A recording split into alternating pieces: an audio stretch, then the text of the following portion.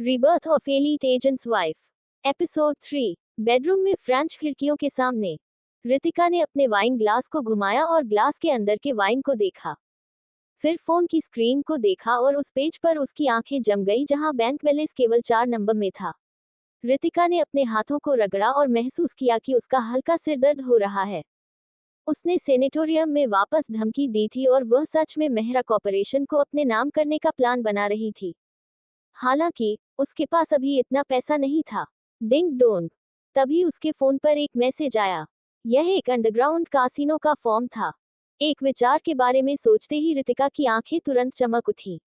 अपना कोट पकड़कर वह झट से खिड़की के रास्ते विला से निकली और सीधे चल दी ट्रम्प कैसीनो। कैसीनो में रात का समय हमेशा अच्छा होता है। उसने जो कुछ चिप्स खरीदे थे उसे पकड़े हुए रितिका अंदर गई। रूले टेबल के पास पहुंचते ही शोर भरी बातचीत ने उसे घेर लिया और देखा। मिस्टर सिंह, तुम यहाँ फिर से हो। तुमने आज रात कितना जीता? आया, मिसेस कपूर, आप पैसे खोने से नहीं डरती। मैंने सुना कि आप ओल्ड मास्टर कपूर का इलाज कराने के लिए कपूर परिवार ने उन्हें 50 मिलियन दिए हैं। रितिका ने खुद को जुए की मेज पर खड़ा किया और मिस्टर सिंह के आसपास कुछ गैंगस्टरों देखा। उन्होंने अपनी बाहों को उसके कंधों के चारों ओर झुका दिया और उसे नीचे ले गए, जिससे वह बैठे रहने और उठने में सक्षम न हो सके। 5 करोड़। आदित्य वास्तव में उदार हैं। रितिका ने कुछ पैसे से जीते हुए पैसे ले लिए जिन्हें उसने अभी अभी फेंका था और उसे अपनी हथेली में तौल लिया। वह क्या है? कुछ दिनों में जब वे मुझसे भीख मांगने के लिए वापस आएंगे तो मैं 100 मिलियन होने पर भी नहीं जाऊंगा। तब तक नहीं जब तक कि वह मेरी बेटी से शादी न कर ले। शराब पीने के बाद मिस्टर सिंह ने अपनी बड़ाई की। हालांकि रितिका, जो जाने ही वाली थी, उसकी बातें सुन ली और अपनी पटरियों पर रुक गई। उसने अपना सिर घुमाया दिखने वाले जुआरियों को एक तरफ धकेलते हुए। वह फिर मिस्टर सिंह के सामने बैठ गई। तुम क्या खेल रहे हो? मैं तुम्हारे साथ जुआ खेलूंगी। रितिका ने मेज पर कुछ पैसे रखे और उसे चुनौती दी। जब मिस्टर सिंह ने देखा कि यह वही है तो उसने अवचेतन रूप से अपनी घायल उंगली को ढक लिया, लेकिन जल्दी से वापस आ गया। तुम्हारे साथ? रितिका के सामने पैसे की ओर इशारा करते हुए उन्होंने मजाक उड़ाया। तुम मेरे खिलाफ खेलने के लायक नहीं हो। जुए के मामले में मिस्टर सिंह के पास कुछ टेक्निक थे। हालांकि वह बेवकूफ था क्योंकि वह नहीं जानता था कि कब रुकना है। उसने इतनी मेडिकल फीस की मांग की और यहाँ तक कि कपूर परिवार से प्रॉफिट लेने के लिए सोनाली को आदित्य के लिए भी चाहता था। हम कुछ नया दांव क्यों नहीं लगाते? आप कोई भी मांग उठा सकते हो। रितिका ने अपनी भौहें उठाई और शांति से ऐसी स्थिति बनाई जो मिस्टर सिंह रुचि को बढ़ाएगी। आसपास के जुआरी खुश होने लगे और मिस्टर सिंह से आग्रह किया। ये देखकर कि रितिका कैसीनो में एक नया चेहरा थी, उन्होंने सीटी बजाए और कहा, एल्डर सिंह, आप किससे डरते हैं? उसके साथ जुआ खेलिए। अगर आप जीत जाते हैं तो उसे उसके कपड़े उतारने के लिए कहें और हमें उसे देखेंगे। पैसे को अपने हाथ में पकड़े हुए मिस्टर सिंह ने अपनी आंखें सिकोड़ ली और महिला डीलर की ओर सिर हिलाने से पहले एक पल के लिए सोचा। अगर मैं जीत जाता हूं तो तुरंत आदित्य से तलाक ले लो। रितिका ने महिला डीलर को कार्ड देने का संकेत देने के लिए अपना हाथ उठाया। उसने अपने पैसे बाहर धकेले और शांति से कहा, जरूर। अगर आप हार जाते हैं तो मुझे अपने सभी पैसे दें और जमीन पर घुटने टेक दें और आप मुझे 3 बार मालकिन कहेंगे। रितिका ने अपने हाथ में कार्ड रखे और अपने सभी पैसे को बाहर निकालने से पहले केवल एक बार उस पर नजर डाली। हर कोई रितिका के स्ट्रिप्टीज परफॉर्म करने का इंतजार कर रहा था। हालांकि उन्हें जल्दी ही निराश होना पड़ा। रितिका ने मिस्टर सिंह के चेहरे को काला होते हुए देखा। उसकी अभिव्यक्ति शांत रही। लोगों से भरा कसीनो में माहौल एकदम शांत हो गया था। रितिका फिर जीतती है। महिला डीलर ने रितिका के सामने पैसे का ढेर लगा दिया। मिस्टर सिंह की आंखें घूम रही थीं और उसके हाव भाव और भी भयानक होते जा रहे थे। कार्ड रखने वाला उसका हाथ कांप रहा था। ये कैसा हो सकता है? रितिका ने लगातार 2 राउंड जीते थे। उसने अपने सारे पैसे जुए की मेज के बीच में धकेल दिए। मिस्टर सिंह ने अपना साहस बढ़ाया और उसे देखा। उसे विश्वास नहीं था कि रितिका इतनी किस्मत वाली होगी। हालांकि सच्चाई ये थी कि रितिका ने लगातार 3 गेम जीतकर फिर से जीत हासिल की। उसके आसपास के जुआरी एक्साइटेड होने लगे और उसकी ओर तारीफ की नजरों से देखा। किसी को हमेशा एक हार का सम्मान करना चाहिए। Mister Singh, please. रितिका ने अपनी कुर्सी को एक तरफ लात मारी।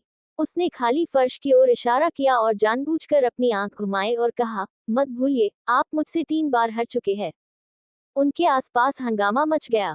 अचानक मिस्टर सिंह उठ खड़े हुए और टेबल को पलटने की कोशिश की।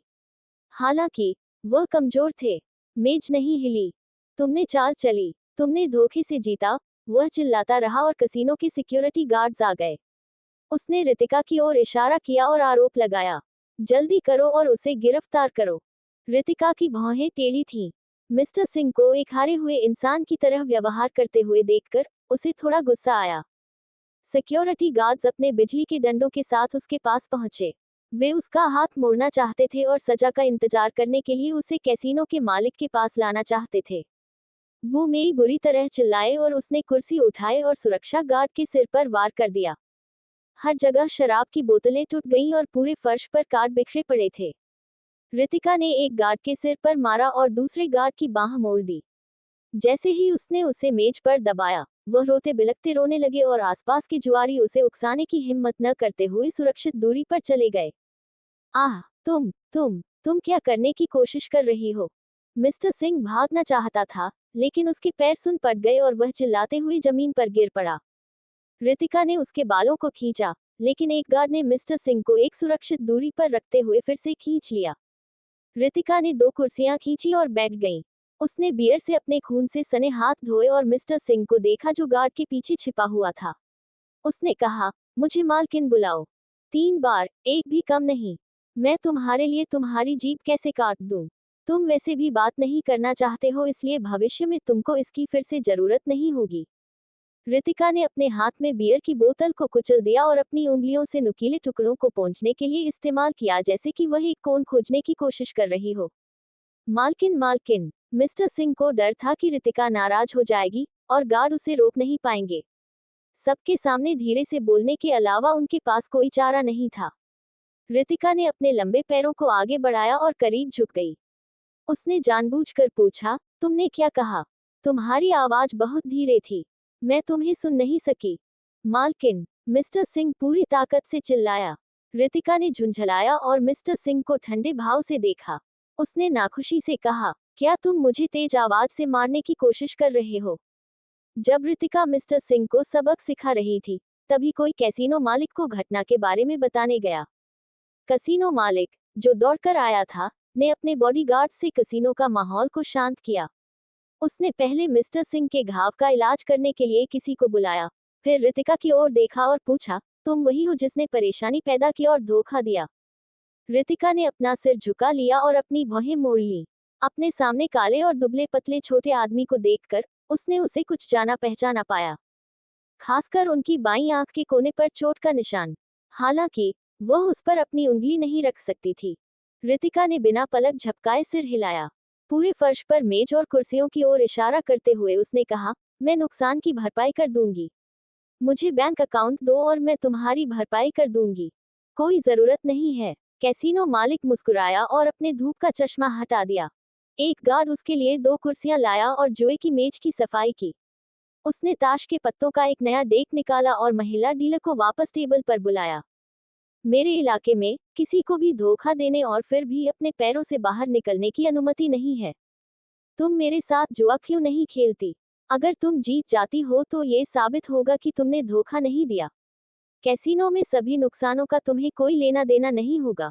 लेकिन अगर तुम हार जाती हो, तो तुम्हें मेरे सारे पैसे निपटाने होंगे। इसके बारे में क्या कहती हो? कैसीनो के मालिक के पास एक अट्रैक्टिव पर्सनैलिटी थी। वह मुस्कुरा रहा था लेकिन उसकी आंखें शातिर थीं। रितिका ने मन ही मन सोचा लेकिन मना नहीं किया। उसने बस सर हिलाया और यह कहते हुए हाथ फैला दिया, क्योंकि यह कैसीनो के नियम हैं।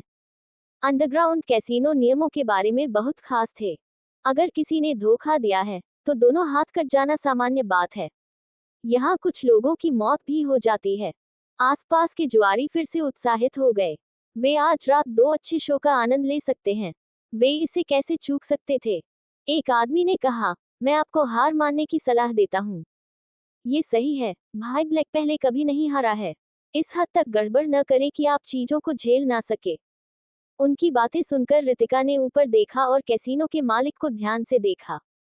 उसने परिचित तरीके से कार्ड पकड़ा और अपने हाथ से इशारा करते हुए कहा, चलो शुरू करते हैं।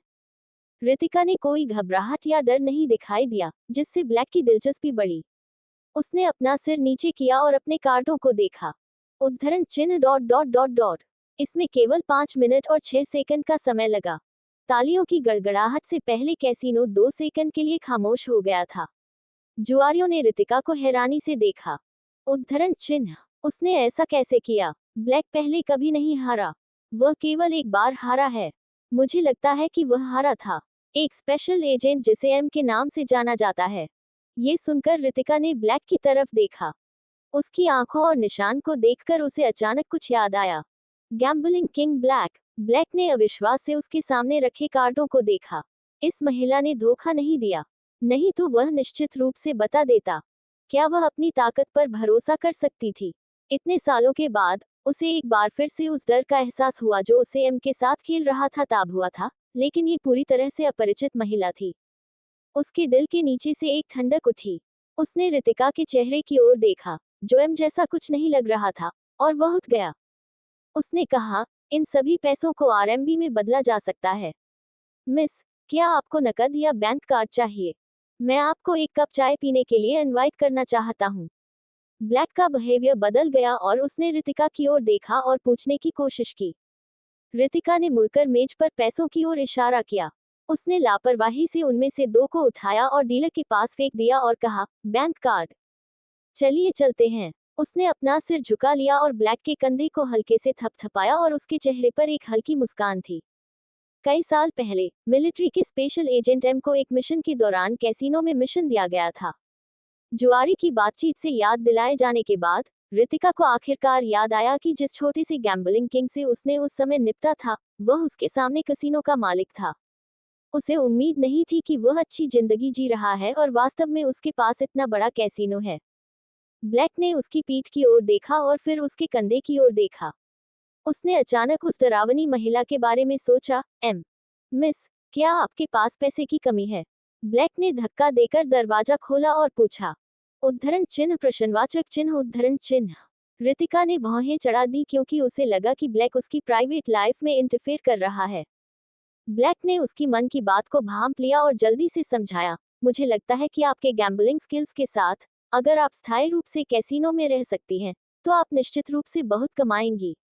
मैं पर्दे के पीछे के बॉस से बात कर सकता हूँ। आपका प्रॉफिट होगा। रितिका ने 2 पैसे को अपनी अंगुलियों के बीच घुमाते हुए चुपचाप सोचा। यह एक अच्छा आइडिया है। उसके पास पैसों की कमी है, और ये तरीका उसे 1 महीने के अंदर पैसे मिल सकते हैं। ठीक है। रितिका ने हामी में सिर हिलाया।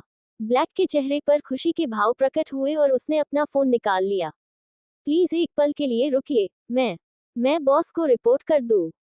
विला के बेडरूम में आदित्य ने फोन उठाया।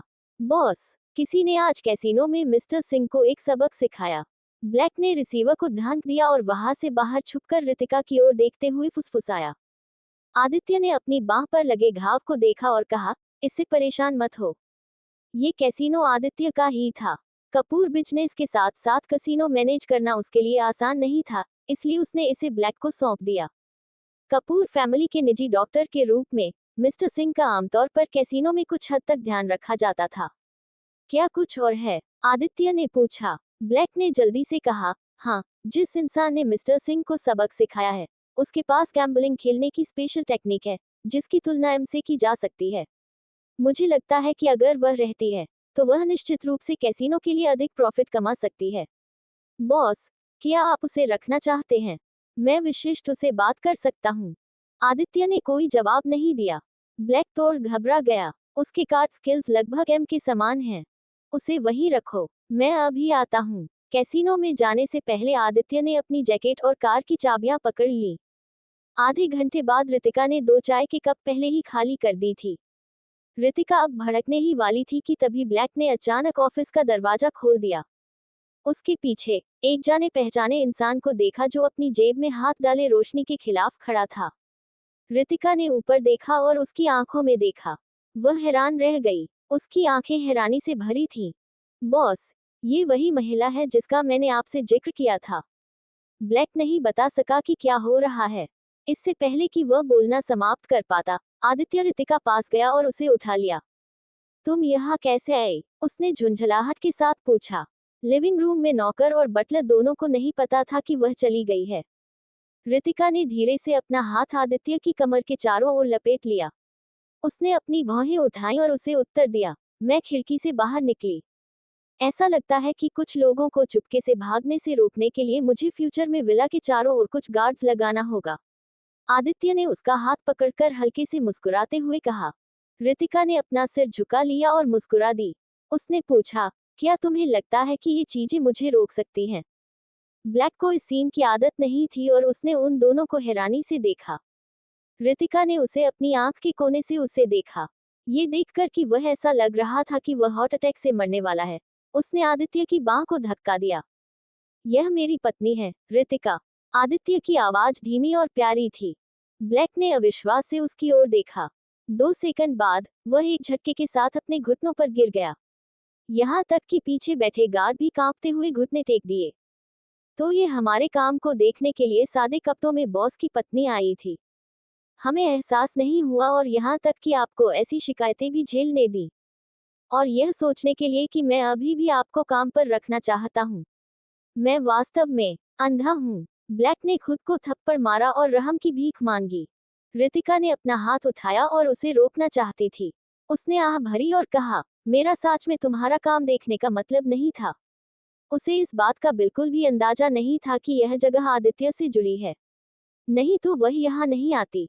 आदित्य ने रितिका के कंधों के चारों ओर अपना हाथ लपेट लिया और उसकी ठुड्डी को थोड़ा ऊपर उठा लिया। उसकी नजर ब्लैक पर पड़ी और एक आकर्षक आवाज के साथ उसने कहा, फ्यूचर में कोई भी रितिका को कैसीनो में नहीं छू सकता है। अगर कोई उसे दुखी करने की हिम्मत करता है तो ये कपूर परिवार के खिलाफ जाने जैसा होगा। उन्हें परिणामों के लिए जिम्मेदार होना होगा। मिस्टर सिंह को देखते हुए, जिसे अगले दरवाजे से लाया गया था, उसने मुंह फेर लिया और कहा, अब से उसके पास कैसीनो में कोई नहीं आने दिया जाएगा। हाँ, ब्लैक ने झट से सिर हिलाया। मिस्टर सिंह का चेहरा काला हो गया और वह गुस्से से कांपने लगा। रितिका ने उसके साइड प्रोफाइल को देखा। उसे बचाने में आदित्य का मकसद क्या है? क्या ये सिर्फ इसलिए है क्योंकि वह उसकी पत्नी है? उन दोनों ने अंडरग्राउंड कैसीनो से बाहर आए। जब उन्होंने दरवाजे पर मिस्टर सिंह को देखा तो रितिका ने 2 सिक्के निकाले और उनके सामने फेंक दिए। उसने शांति से कहा, ये तुम्हारे लिए है, बस ले लो। मैं इसका बदला जरूर लूंगा, बस तुम देखती रहो। मिस्टर सिंह ने गुस्से में रितिका की ओर चिल्लाया।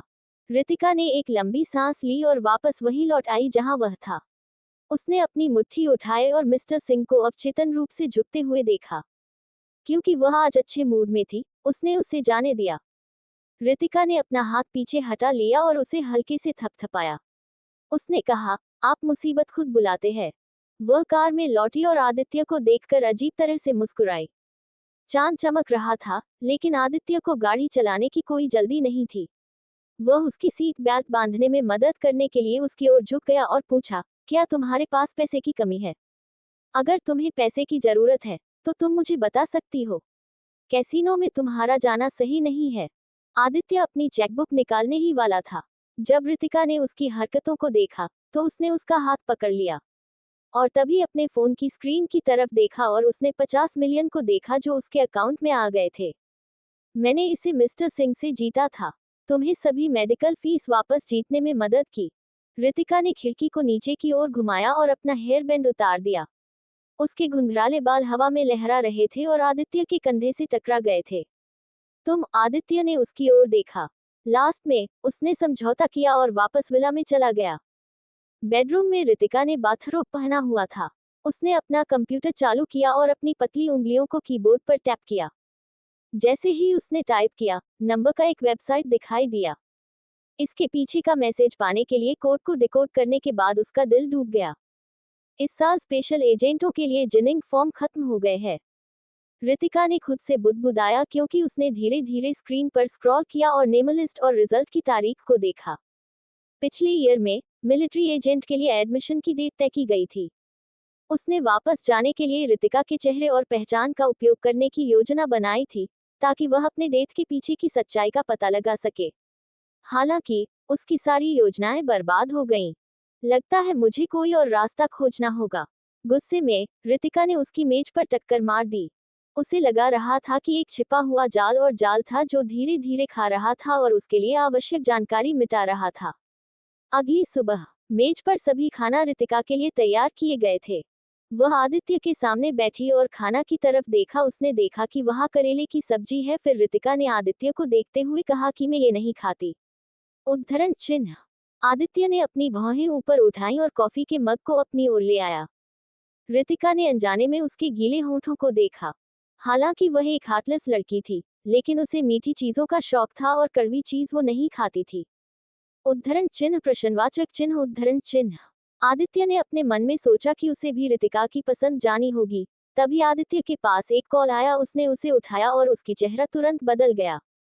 उसने अपनी कार की चाबी पकड़ ली और अपनी जैकेट बदलना भी भूल गया। रितिका को लगा कि कुछ गड़बड़ है। उसने उसकी बाह पकड़ ली और पूछा, क्या बात है?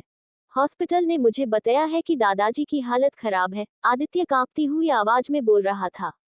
रितिका और आदित्य भागते हुए हॉस्पिटल के अंदर गए और तुरंत वीआईपी वार्ड में गए। मिस्टर सिंह वहां थे। उसी समय कमरे में कई कपूर फैमिली के रिश्तेदार थे। आदित्य और रितिका को गुस्से से देख रहे थे, जो अभी अभी कमरे में आए थे। क्या कंडीशन है? आदित्य ने पूछा। मिस्टर सिंह ने ठंड से मजाक किया। कपूर परिवार के एक चाचा ने आदित्य को देखा और एक फाइल निकाले। उन्होंने कहा, क्या लास्ट डिसीजन तुम्हें लेना है? ओल्ड मास्टर कपूर तुम्हें सबसे ज्यादा प्यार करते हैं। अभी केवल डॉक्टर सिंह ही उन्हें बचा सकते हैं। अगर तुम रितिका को तलाक नहीं देते हैं और सोनाली से शादी नहीं करते हैं, तो क्या तुम उन्हें मरते हुए देखने की योजना बना रहे हो? उनकी बातें सुनकर रितिका ने अपना सिर झुकाया और ओल्ड मास्टर कपूर की हालत देखी। सौभाग्य से ऐसा लग रहा था कि उनकी कंडीशन पहले से ठीक हो गई थी। जब तक तुम रितिका के साथ तलाक के समझौते पर सिग्नेचर करने के लिए सहमत होते हो और सोनाली से शादी करने देते हो, तो मैं तुरंत इलाज शुरू कर दूंगा। लेकिन अगर तुम सहमत नहीं हैं, तो हम ओल्ड मास्टर कपूर नहीं बच सकते हैं। मिस्टर सिंह ने रितिका की आंखों में देखने की हिम्मत नहीं की, लेकिन उसने फिर भी अपनी हिम्मत जुटाई और आदित्य को धमकी दी। आदित्य ने कोई जवाब नहीं दिया। बैग के पास खड़े होकर अपने दादा को देख उसने अपनी मुट्ठियां टाइट कर ली। आदित्य, तुम क्यों झिझक रही हो? क्या तुम ओल्ड मास्टर कपूर को मरते हुए देखना चाहते हो? अब सिर्फ डॉक्टर सिंह ही उन्हें बचा सकते हैं। आदित्य पर फैसला लेने के लिए दबाव डालते हुए रितिका पर जमकर निशाना साधा। रितिका ने उन्हें ठंडी आंखों से देखा। उनके चेहरे लालच और इच्छा से भरे हुए थे। वे बूढ़े मालिक की हालत को लेकर जरा भी चिंतित कैसे दिखते हैं? जब तक तुम रितिका को तलाक देते हो और सोनाली से शादी करते हो, तब तक मामला सुलझ जाएगा। ये सिर्फ एक पत्नी को बदलना है, इसमें क्या मुश्किल है? यह आदित्य, मुझे मत बताओ कि तुम केवल सोच रहे हो अपने बारे में। तुम बहुत बेवकूफ हो। कपूर में से एक परिवार के चाचाओं ने आदित्य पर कठोर शब्दों का प्रयोग किया और अनजाने में आदित्य के साथ नजरें मिलाई। रितिका ने उनकी आंखों को देखा। उसने अपना सिर नीचे किया और हल्के से मुस्कुराई। उसके होंठ एक मुस्कान में मुड़े हुए थे और उसने उन्हें मजाकिया अंदाज में देखा। अच्छा कहा, ये सिर्फ पत्नियों का बदलाव है। क्यों न सोनाली को तुमसे शादी करने दिया जाए? रितिका ने ताली बजाई और उस अंकल को देखा। उसने धीरे से कहा, आपने मिस्टर सिंह के साथ मिलकर आदित्य को सोनाली के साथ शादी के लिए मजबूर कर रहे हैं ताकि आप सोनाली से प्रॉफिट ले सकें। क्या आपको लगता है कि कोई नहीं बता सकता है ये? आपने अपनी चाल अच्छी तरह से चली। अंकल, आप एक दलाल हुआ करते थे, रितिका ने व्यंग्यात्मक ढंग से कहा। आदित्य ने अचानक से अपनी आंखें उठाईं और अपने चाचा को घूरा, जो थोड़ा घबराया हुआ था। बिना पलक झपकाए वह चिल्लाया, बकवास! तुम्हारे पास क्या सबूत हैं?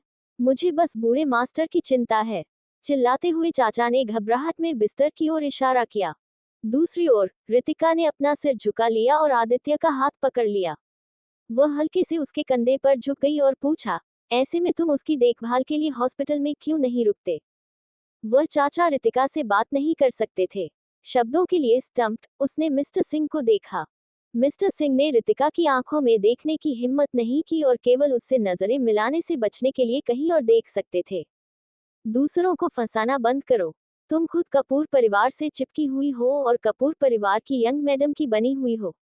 क्या तुम कपूर परिवार से मेहरा परिवार को देने के लिए पैसे लेने की कोशिश नहीं कर रही ताकि उनकी कंपनी को बचा सको? अपने बारे में बहुत ज्यादा मत सोचो। मिस्टर सिंह ने स्वाभाविक रूप से उसे डांटना शुरू कर दिया क्योंकि उसमें पर्याप्त आत्मविश्वास नहीं था। कपूर फैमिली के अंकल ने उनकी बात को सुना और रितिका की ओर इशारा करते हुए कहा, ये सही है। तुम कपूर फैमिली पर जोक की तरह हो। कपूर फैमिली पर तुम्हारा कुछ भी नहीं है। जल्दी से तुम यहाँ से निकल जाओ। ओह, आप सभी ने देखा कि आदित्य से शादी करने के बाद मैंने उसका कितना पैसा खर्च किया। रितिका ने अपने नाखूनों को घुमाया। कम से कम वो नाराज नहीं हुई। उस मामले में, क्या आप सभी जानते हैं कि आपकी पत्नियों ने आप लोगों को बेवकूफ बनाते हुए आपका कितना पैसा खर्च किया? रितिका ने मजाकिया लहजे में कहा और सहानुभूतिपूर्वक उनके हैरान चेहरे को देखा। अपने खुद के मैटर पर ज्यादा ध्यान दें और दूसरे लोगों के मैटर पर कम ध्यान दें। जब बात लोगों को डांटने की आती थी तो कोई उसके बराबर नहीं होता था। उद्धरण चिन्ह। ओल्ड मास्टर कपूर ने अपनी आंखें कमजोरी में खोली और गहरी सांस छोड़ी। उन्होंने रितिका को अपने खुरदुरे हाथ से पकड़ने की कोशिश की। वार्ड में मशीन का अलार्म बज उठा। डॉक्टर और नर्स तेजी से दौड़े, लेकिन रितिका पहले ओल्ड मास्टर कपूर की तरफ दौड़ी। उसका इरादा उन्हें मजबूत बने रहने के लिए फुसफुसाना था। अप्रत्याशित रूप से, जब उसने ऊपर देखा, तो उसे आईवी ड्रिप बैग से एक बेहोश लेकिन असामान्य गंध आ रही थी। ये दवा। रितिका ने मिस्टर सिंह की आंखों में और अधिक ध्यान से देखा और कहा, ऐसा लगता है कि कल रात अपना सारा पैसा खोने के बाद कोई अब शांत नहीं बैठ सकता। आपने आदित्य को डिसीजन लेने के लिए मजबूर करने के लिए आज दादाजी कपूर को जहर दिया। मिस्टर सिंह, क्या आप डॉक्टर बनने के काबिल हैं? गंध को सूंघकर ही रितिका बता सकती थी कि वह एक जहर था। अगर इसे लंबे समय तक इस्तेमाल किया जाए तो यह इंसान को और भी कमजोर बना देता है।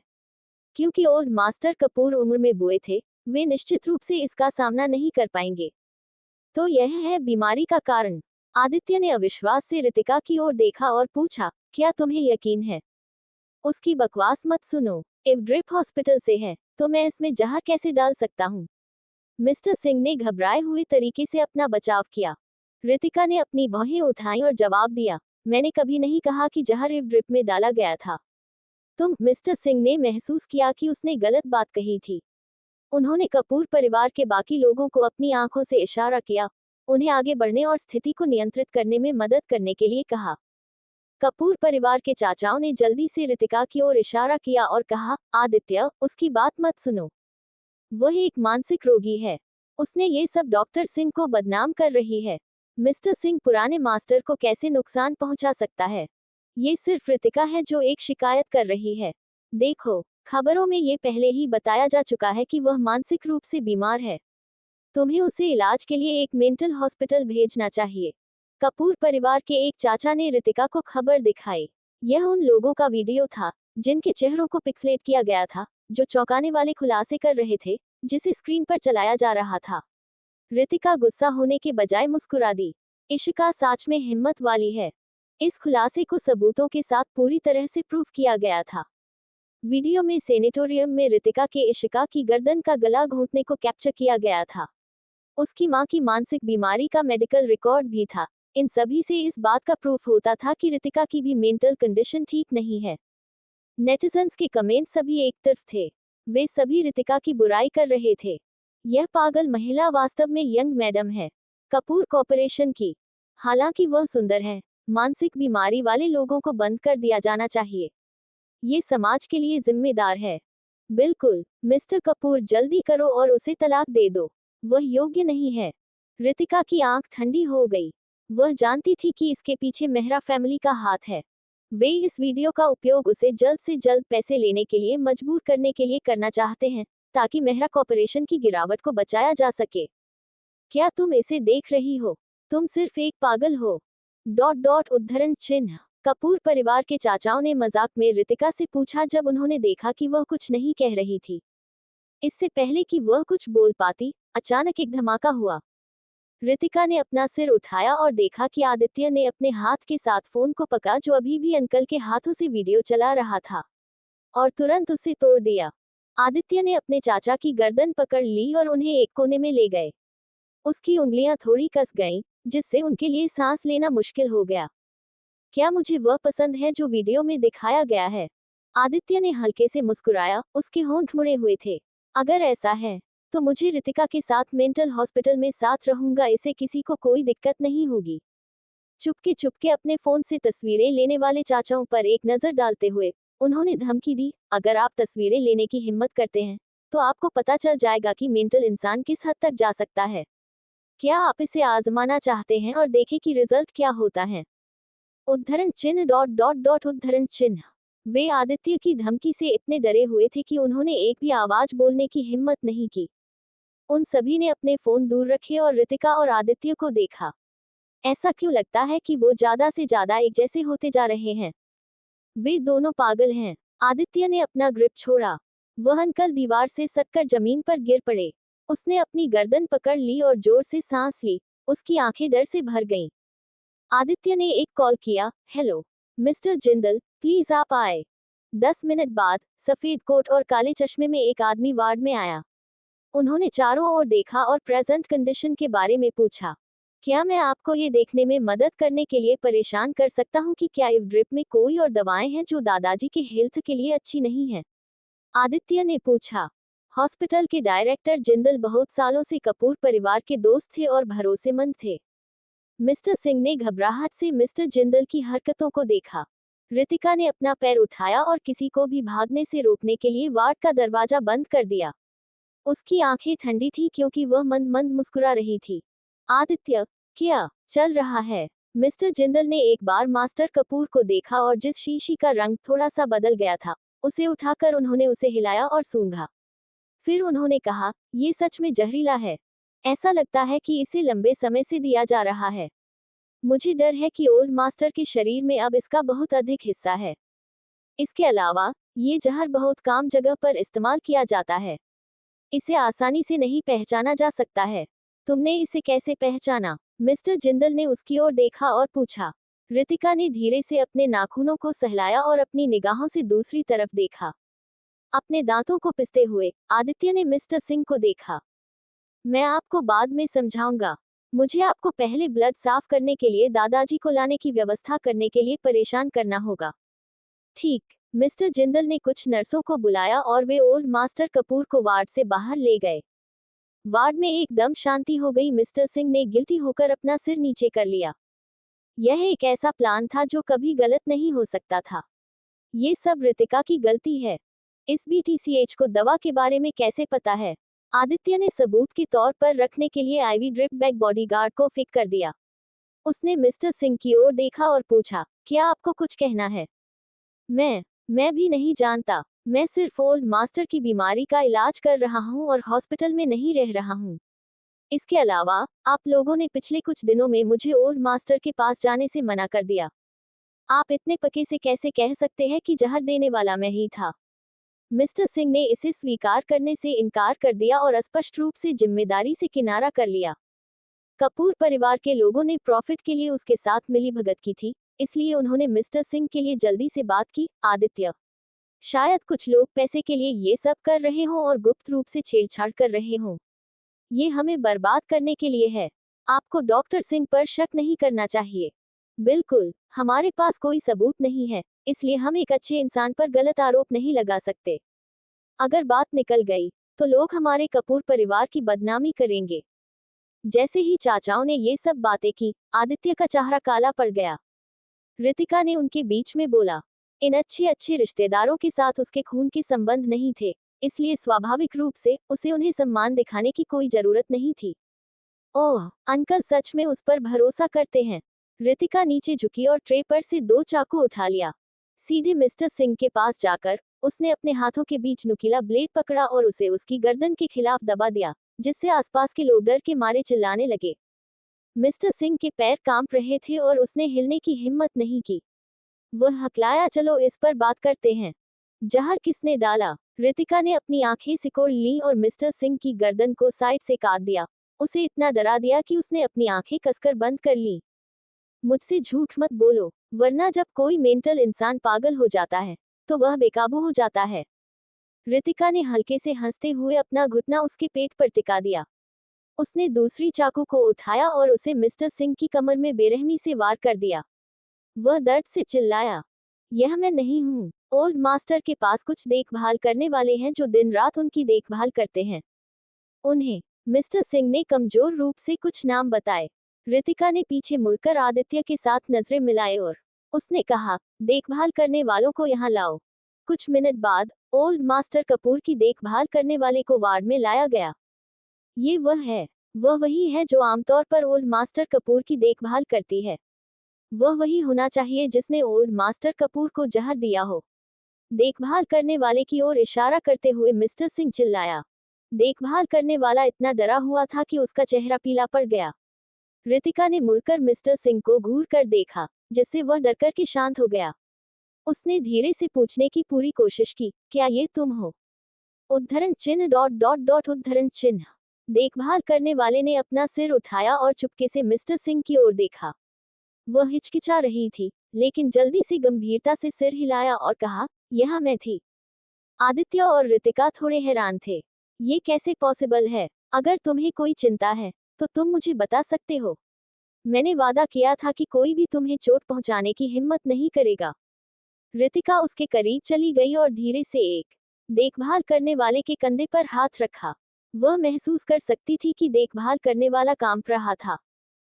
मैं वह था जिसने ओल्ड मास्टर कपूर को जहर दिया और उसे इस तरह खत्म कर दिया। मैंने इसे शिफ्ट चेंज होने पर किया था। कोई नहीं जानता था। देखभाल करने वाले ने अपराध स्वीकार करने पर जोर दिया, लेकिन न तो आदित्य और न ही रितिका ने उस पर विश्वास किया। ये किस तरह का जहर था? तुमने इसे कहाँ से खरीदा? तुमने इसे कैसे किया? इसके पीछे क्या उद्देश्य और कारण था? रितिका ने उससे पूछताछ की। जब उसने देखा कि देखभाल करने वाला उसके किसी भी प्रश्न का उत्तर नहीं दे सकता है, तो उसकी आवाज ठंडी हो गई और उसने कहा, क्या ये सच में तुम हो? यह मैं था। मैं आपको इसका कारण नहीं बताऊंगा। देखभाल करने वाले के रवैये से मिस्टर सिंह ने राहत की सांस ली और उसने अपना पेट पकड़ लिया। अगर तुम दोषी मानते हो तो तुम अपनी लाइफ बर्बाद कर दोगे। क्या यह इसके लायक है? रितिका ने देखभाल करने वाले को सहानुभूति के साथ देखा। हालांकि देखभाल करने वाला चुप रहा और कुछ और कहने से इनकार कर दिया। अंत में रितिका ने अपना धैर्य खो दिया और फिर से अपने हाथ में चाकू को घुमाने लगी। आदित्य ने उसे वापस पकड़ लिया और धीमी आवाज में कहा, किसी और को चोट मत पहुंचाओ। पुलिस को जांच करने दो। इतना कहकर उसने पुलिस को फोन कर दिया। बहुत जल्द पुलिस देखभाल करने वाले को दूर ले आई। वार्ड फिर शांत हो गया। रितिका ने वार्ड में गंदी मेज और कुर्सियों को साफ किया। फिर उसने बेतरतीब ढंग से बैठने के लिए एक सीट चुनी। मिस्टर सिंह को घूरते हुए उसने कहा, हालांकि मुझे नहीं पता कि आपने उसे अपने लिए दोष लेने के लिए किन शर्तों का वादा किया था। दादाजी की अच्छी देखभाल नहीं करने के लिए आपको अभी भी निकाल दिया जाना चाहिए। मिस्टर सिंह ने जवाब दिया, मुझे निकालने वाली तुम कौन होती हो? ये देखते हुए कि वहां की कंडीशन सही हो गई थी, कपूर परिवार के चाचा ने मिस्टर सिंह के लिए बात की, ये सही है। डॉक्टर सिंह के मेडिकल स्किल्स देश के सबसे अच्छे डॉक्टर हैं। मुझे ऐसा कोई और नहीं मिल रहा है जो इस तरह मेहनती, जिम्मेदार और जिसे हम अच्छे से जानते हैं। तुम क्या जानती हो? तुम लापरवाही से कह सकती हो कि तुम उसे निकल रही हो। उन्होंने आदित्य की ओर इशारा किया और कहा, आदित्य, कपूर परिवार के लिए डिसीजन लेने वाली कौन है ये, और ये इस मैटर में क्यों बोल रही है? और उस पर एक पागल औरत। अगर यह बाहर हो जाता है तो कपूर परिवार तुम्हारी वजह से पूरी तरह से बदनाम होगा। उन लोगों के चेहरे बदसूरत थे। जब वे आदित्य की ठंडी नजरों को देखा तो उनकी नजर तुरंत झुक गई। वह मेरी पत्नी है, कपूर कॉर्पोरेशन की मालकिन है, आदित्य ने दृढ़ता से कहा और रितिका के पास खड़ा हुआ और उसका समर्थन किया। रितिका उसे देखकर मुस्कुराए और बेडसाइड टेबल से कागज के 2 टुकड़े किए और एक पेन निकाल लिया। उसने जल्दी से कुछ लाइन लिखी और उनके सामने फेंक दी। क्योंकि आप मिस्टर सिंह को सपोर्ट करना चाहते हैं, तो ये भी ठीक है।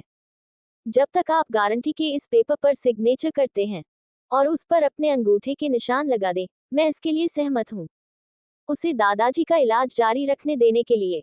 लेकिन अगर दादाजी के साथ कुछ भी हुआ और उनकी तबीयत खराब हुई, तो आप सभी को मिस्टर सिंह के साथ मिलकर पूरी जिम्मेदारी लेनी होगी। आप में से कोई भी बच नहीं पाएगा, क्योंकि आप उस पर इतना भरोसा करते हैं। यह क्या आपके लिए फाइल पर सिग्नेचर करना आसान होगा, है ना? रितिका ने अंकल के हाथों में पेन रख दिया। उसने सिग्नेचर करने के लिए संकेत करने के लिए अपनी भौहें उठाई। हालांकि चाचाओं ने उसकी ओर देखा और उसकी पेन को एक तरफ फेंक दिया और कहा, हम इस पर सिग्नेचर नहीं करेंगे। हम उनके इलाज की जिम्मेदारी क्यों लें? मिस्टर सिंह गुस्से से कांप रहे थे और चिल्ला रहे थे, तुम सब। कपूर परिवार के चाचाओं ने मिस्टर सिंह की निगाहों को ना देखने का नाटक किया और कहीं और देखने का नाटक किया। रितिका ने अपनी आंखों में एक मजाकिया नजर के साथ अपना सिर झुका लिया। उसने ताली बजाकर बॉडीगार्ड्स को मिस्टर सिंह को दूर खींचने के लिए कहा। अब से मिस्टर सिंह अब ओल्ड मास्टर कपूर के डॉक्टर नहीं हैं। उन्हें ओल्ड मास्टर कपूर के करीब जाने की अनुमति नहीं है, रितिका ने कहा। वह मिस्टर सिंह के कान की ओर झुकी और फुसफुसाए, अरे प्रॉफिट पर कौन सा रिश्ता मजबूत हो सकता है।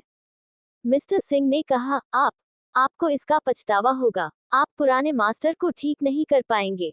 जब समय आएगा तुम लोग आओगे और मुझसे भीख मांगोगे, रितिका। मैं तुम्हें घुटने टेकने पर मजबूर कर दूंगा, मिस्टर सिंह गुस्से से चिल्लाया। रितिका ने बस अपना कान खोला और कपूर परिवार के अजीब रिश्तेदारों की ओर देखने लगी। उसने पूछा, आप लोगों को अपने बारे में क्या कहना है। एक अंकल ने कहा, आदित्य, मुझे अभी अभी याद आया कि मुझे घर पर कुछ करना है। मैं पहले जाऊंगा। मैं अगली बार तुमसे बात करूंगा। जब वे मिस्टर सिंह को रितिका द्वारा बाहर निकालते हुए देख रहे थे, तो उन्हें पता था कि अब और कोई प्रॉपर्टी नहीं है। वे केवल चुपचाप जमीन पर अपना कोट उठा सकते थे और उदास होकर निकल सकते थे। आदित्य चुप रहा, खाली वार्ड को देखते हुए। उसने कर्कश आवाज में कहा, रितिका, दादाजी को देखने के लिए मेरे साथ चलो। ठीक, रितिका ने सिर हिलाया। वह कुछ कहना चाहती थी, लेकिन जब उसने देखा कि उसके कंधे झुके हुए हैं तो उसने अपनी बातें निगल ली। डायलिसिस रूम के बाहर गलियारे में कांच की खिड़की से उन्होंने देखा कि कोई लोग ओल्ड मास्टर कपूर का ब्लड चेंज कर रहे थे और मास्टर कपूर बेड पर लेटे हुए कमजोर सांस ले रहे थे। पूरे शरीर में मशीनी ट्यूब डाले हुए बूढ़े आदमी की आंखें किसी के भी दिल में दर्द पैदा कर देता। आदित्य ने दीवार के खिलाफ अपनी मुट्ठी को मार दिया। उसे सच में ये पहले नहीं पता था। उसके बगल में खड़े होकर रितिका को उसके लिए थोड़ा बुरा लगा और उसे नर्म आवाज में दिलासा दिया, दादाजी ठीक हो जाएंगे।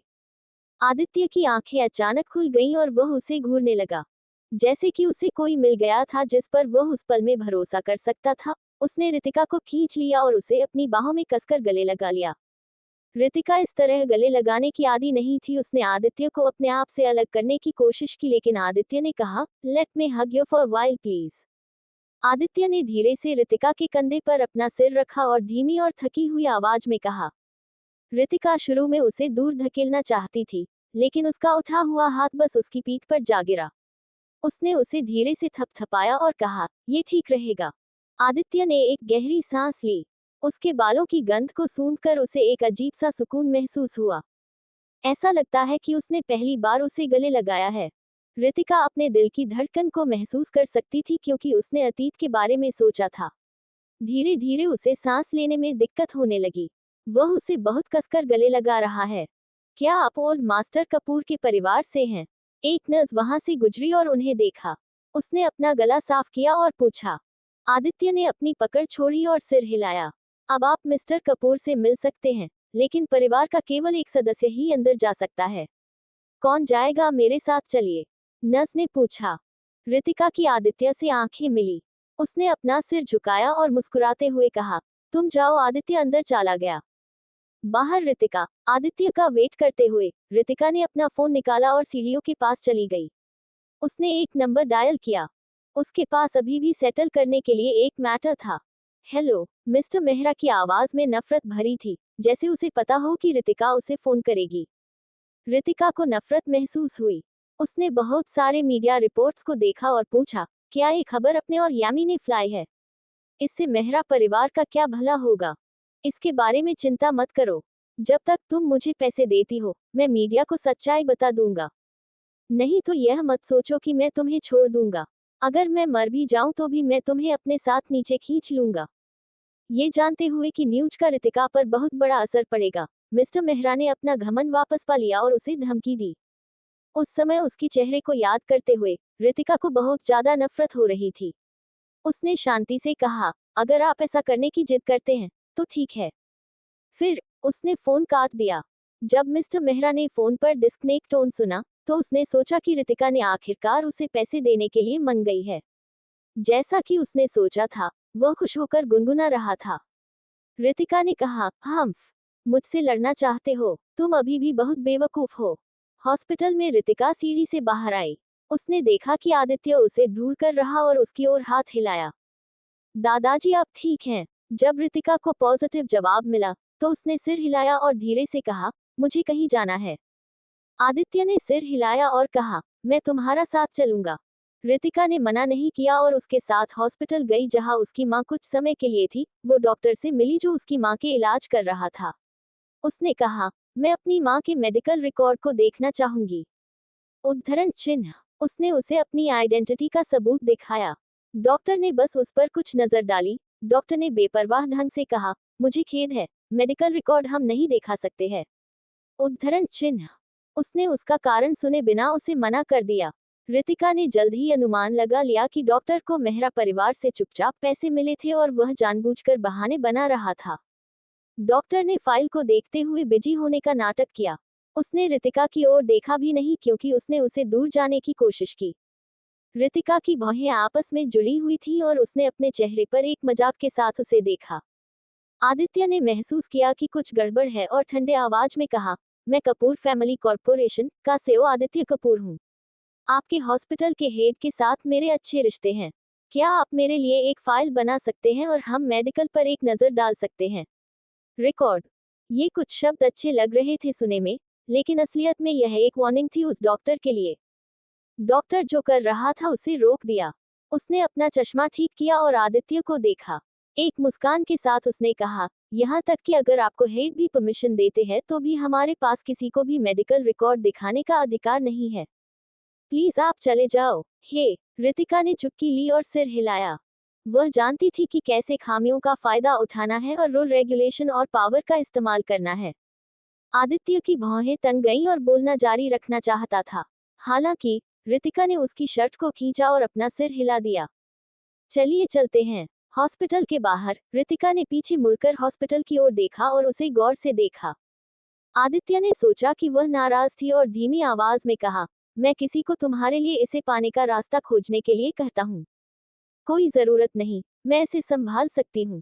रितिका आत्मविश्वास से मुस्कुराए और आराम से कार में बैठ गई। विला में रितिका रात के खाने के बाद सीधे अपने बेडरूम में चली गई। उसने कंप्यूटर चालू किया और अपनी आंखें बंद कर ली जब उसने इंट्रानेट के डोमेन नाम को याद करने की कोशिश की जिसे उसने डॉक्टर को ऑफिस में इस्तेमाल करते देखा था। उसने कोड को टाइप किया और तुरंत उसने हॉस्पिटल के नेटवर्क सिस्टम को हैक कर लिया। उसने उस ऑफिस की खोज की जिसमें डॉक्टर था और उसकी मां के हॉस्पिटल में एडमिट होने के टाइम के दौरान सभी जानकारी और मेडिकल रिकॉर्ड आसानी से मिल गए। उन्हें डाउनलोड करने के बाद उसने डॉक्टर के बैंक अकाउंट के ट्रांजैक्शन को देखा और उसे सबक सिखाया। रितिका कंप्यूटर की कुर्सी पर क्रॉस लेग करके बैठ गई और स्क्रीन को देखने लगी। उसने फिर से कीबोर्ड पर टाइप करने से पहले कुछ देर सोचा। उसने सिविल अफेयर्स ब्यूरो की सिस्टम लाइब्रेरी ढूंढी और उसकी मां और मिस्टर मेहरा के बीच तलाक के साथ साथ इशिका के जन्म प्रमाण पत्र के बारे में जानकारी की खोज की। उसने सब कुछ अच्छे से एक साथ रख दिया। स्क्रीन की कम रोशनी में रितिका के होंठ एक मुस्कान में मुड़ गए और उसने एक लंबा लेटर लिखा। जब उन्होंने देश के सबसे बड़े सोशल मीडिया प्लेटफॉर्म पर गर्मागर्म न्यूज देखी तो वह बेहद खुश हुई।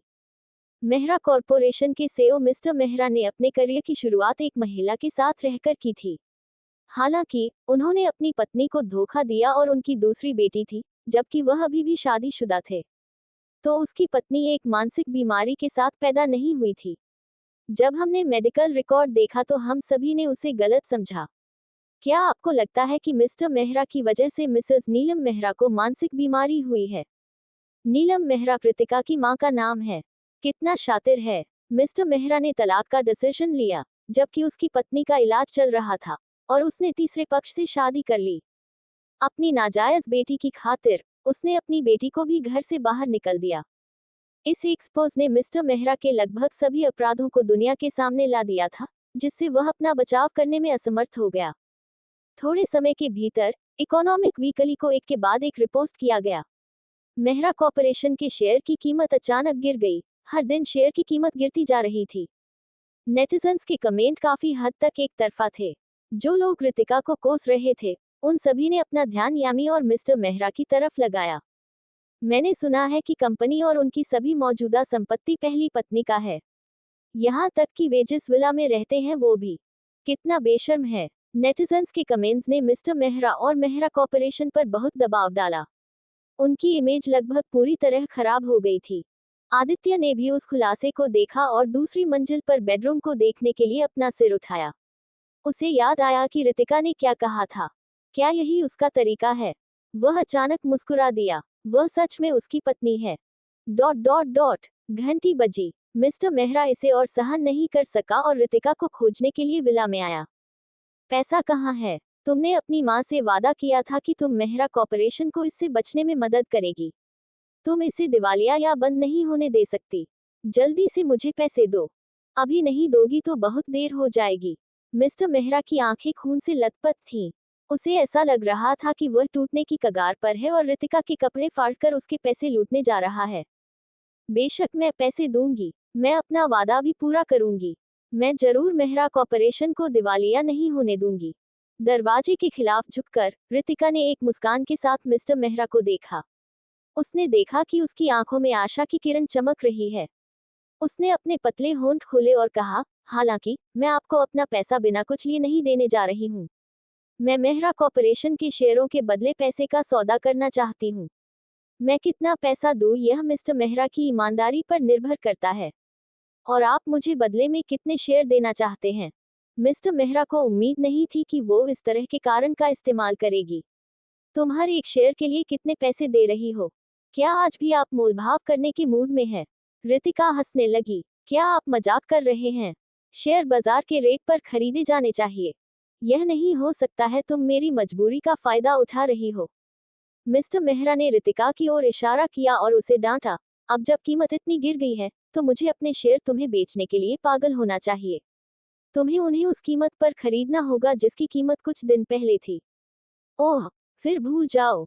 रितिका ने सिर हिलाया। तुम वही हो जो मुझसे भीख मांगते हो। उसने अपनी पीठ को दरवाजे की चौखट पर दबाया और मिस्टर मेहरा की धीरे धीरे झुकती आंखों में देखा। क्या आप मुझसे भीख मांगने के अलावा कोई और उपाय सोच सकते हैं? उसने धीरे से कहा। मिस्टर मेहरा ने गुस्से में अपने दांत पीस लिए, लेकिन वह कुछ नहीं कर सकता था। न्यूज के कारण मेहरा कॉर्पोरेशन नीचे गिरता जा रहा था और जिसे हर कोई नीचे गिराना चाहता था। उनके सभी पार्टनर ने उसकी मदद करने से मना कर दिया था। अब कौन मदद करने को तैयार होगा? ठीक है, मैं बाजार की कीमत में शेयर बेचने को तैयार हूँ। तुम मुझे पैसे कब देने जा रही हो? मिस्टर मेहरा ने समझौता किया और पूछा। रितिका ने ऊपर देखा और मुस्कुराई। कल का मौसम अच्छा है। ये कंपनी में सिग्नेचर करने के लिए बहुत सही है। अगले दिन मेहरा कॉर्पोरेशन में शेयर ट्रांसफर के सभी पेपर तैयार हो गए थे। मीटिंग रूम में कई बिजनेस पार्टनर रितिका के आने का इंतजार कर रहे थे। टस्क, सब लोग यहाँ हैं। रितिका ने एक ब्लैक कलर का ऑफ शोल्डर स्कर्ट सूट पहना था और आदित्य का हाथ पकड़े हुए थी। उसने चारों ओर देखा और एक मुस्कान बिखेरी। जब सभी शेयर होल्डर ने देखा कि वह आदित्य को भी अपने साथ ले आई है, तो उनकी निगाहें नीचे हो गईं। वे आपस में कानाफूसी भी करने लगे। क्या तुम डरती हो कि तुम शेयर ट्रांसफर पेपर को नहीं समझ सकती हो? तुम सिर्फ मेहरा परिवार पर अत्याचार करने के लिए कपूर परिवार का उपयोग करना जानती हो। वह सच में मिस्टर मेहरा की सगी बेटी है। अगर मेरी ऐसी कोई बेटी होती, तो मैं उसे तब तक पीटता, जब तक कि वह बाहर नहीं जा सकती, ताकि वह बाहर न जा सके और मुझसे मुंह न मोड़ सके। कुछ शेयर होल्डर मिस्टर मेहरा के साथ थे। उन्होंने सोचा कि रितिका आदित्य की पावर का उपयोग करके उन्हें धमका रही थी और उसे मेहरा कॉर्पोरेशन के रहने या ना रहने से कोई परवाह नहीं थी। उनके शब्द तिरस्कार से भरे हुए थे। रितिका को गुस्सा नहीं आया। दूसरी ओर आदित्य ने कुर्सी को बाहर निकालने में उनकी मदद की और कहा, हर कोई चिंता न करें। इसका मुझसे कोई लेना देना नहीं है। मैं यहाँ सिर्फ एक शेयर होल्डर होने के कारण हूँ। अगर आप में से किसी को कोई दिक्कत है, तो एक कप चाय के लिए कुछ दिनों में कपूर कॉर्पोरेशन में आएं। हम तब अच्छे से बात कर सकते हैं। मुझे उम्मीद है कि हम शेयर ट्रांसफर में देरी नहीं करेंगे। आदित्य ने कुछ शेयर होल्डर को देखने के लिए अपनी आंखें उठाईं और कहा, मुझे याद है कि आप लोग कपूर कॉर्पोरेशन के साथ मिलकर कुछ बात करना चाहते थे। अगर हम और देरी करते हैं, तो मुझे डर है कि हम बात नहीं कर पाएंगे। इस तरह के धमकी भरे शब्दों ने तुरंत वहां खामोश कर दिया। रितिका ने आदित्य को देखा। उसने अपनी आंखें हल्के से उठाईं और उन आदमियों की तरफ देखने लगी जो उसके लिए मुश्किलें खड़ी कर रहे थे।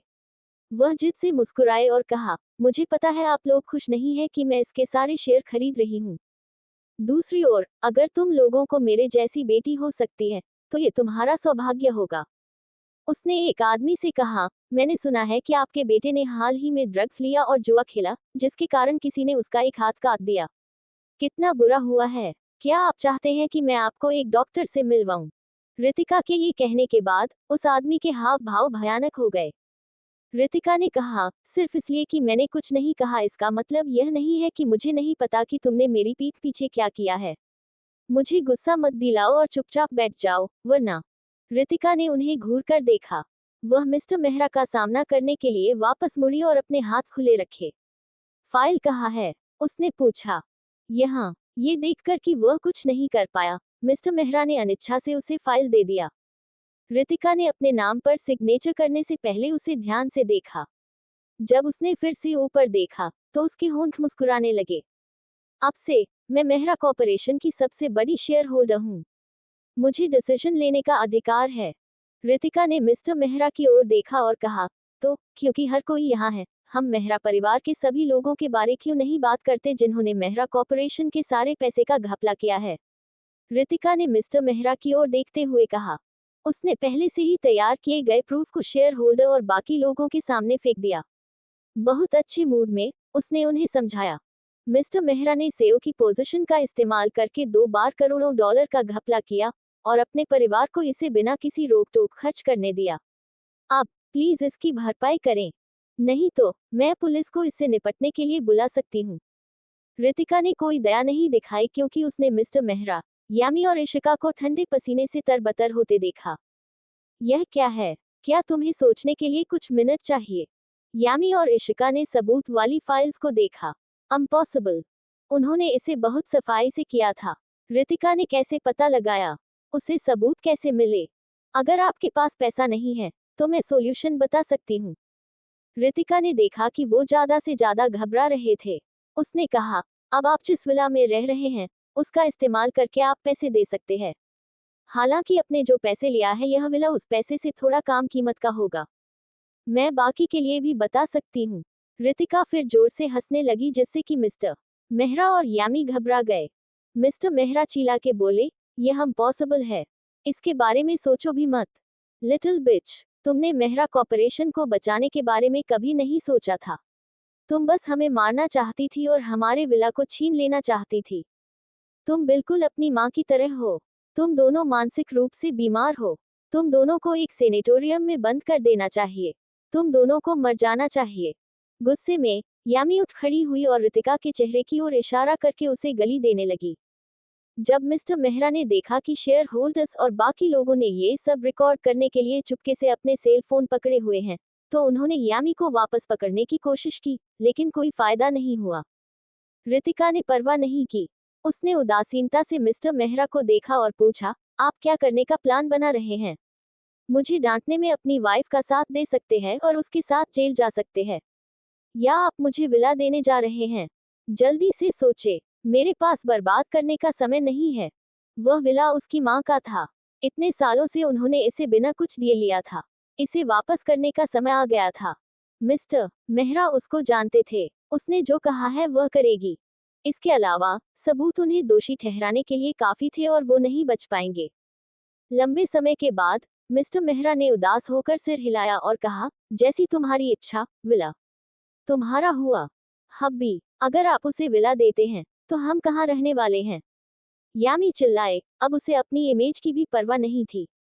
रितिका थोड़ा नाराज थी। उसने बॉडीगार्ड्स को बुलाने के लिए अपना हाथ उठाया और कहा, उसे बाहर ले जाओ। जैसे ही यामी की चीखें उनसे दूर होती गईं, पूरा कॉन्फ्रेंस रूम खामोश हो गया। बाकी के लोगों ने देखा कि रितिका उतनी कमजोर नहीं थी जितना उन्होंने सोचा था कि वह थी।